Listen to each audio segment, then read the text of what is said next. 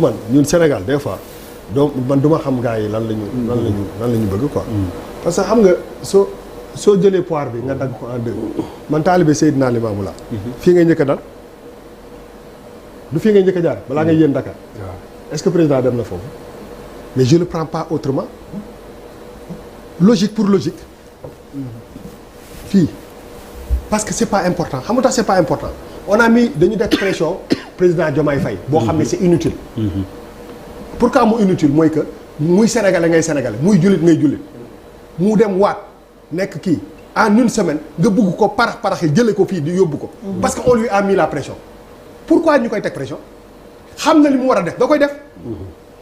mais président de la république la mu ñëw war a toog dama naan gars yi mais moom jàmbaar la mais kaso la jógee 1 an.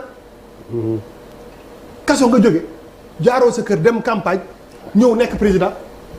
tu boo demee kaso 1 an mais psychologiquement mais maa ko mag mais jàmbaar la kaso neexul de at nga fa jóg. nga jékki-jékki ñëw def campagne nga jékki-jékki ñu ne la yaay président de la république mais c'est énorme mais ñun comme sénégalais ñu commencé na yow moom xaaral ñu koy xaar pourquoi. ñun ñooy par exemple warul nekk sax débat. franchement tey jii man Bouba Ndour mu dem Touba dañuy dem Touba Malal non. duñu dem seeti Sëñ Abdou Karim wala. lan moo gën a normal que loolu.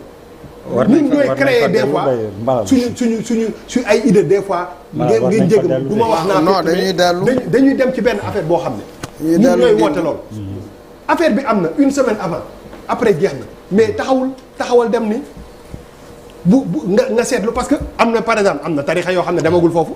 léegi ñooñu question bi ma leen di poser question bi ma lay poser mooy ñooñu est-ce que dañu naan ñëwagu fi. pourquoi ñëwagu fi. te ñooñu ñëpp ay sénégalais lañ.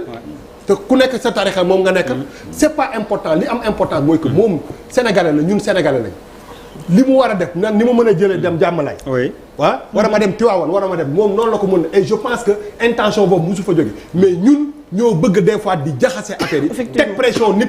pour jéem ko tiiñal c'est un président de la république dafa 10 xam nga 10 donc doon lii au moins 10 jours c'est mais moom de gis nga gëmul affaire bi mu dem ñu ne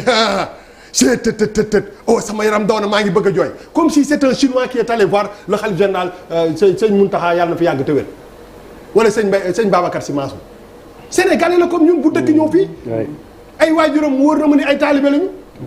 Donc il y a quoi d'extraordinaire pourquoi on en fait même pas ñu un débat aller à Touba kañ la nekk débat sénégalais bu ne muy ki nga xam ne ci jàngu bi la bokk sax mën a dem Touba. est-ce que président Diomaye Faye demagum na si defal ndànk est-ce que demagum na ci jàngu bi.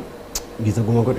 est-ce que dem na ci jàngu bi léegi ñi nekk ci jàngu bi ñoom ban question lañ nekk di poser on n'est pas tous des sénégalais. arrêtons ce truc là. il faut que ñu waxante dëgg.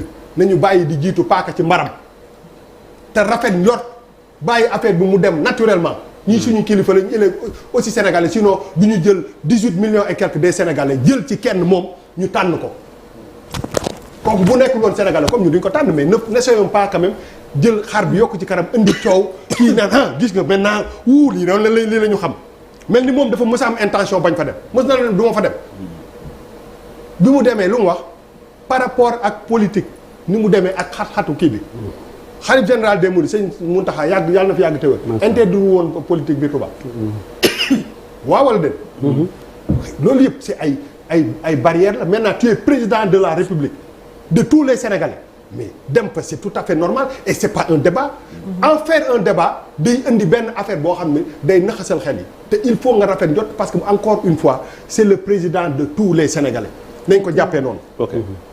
Badara vas-y. Touba a beaucoup voté pour lui aussi il faut le souligner. Vas-y.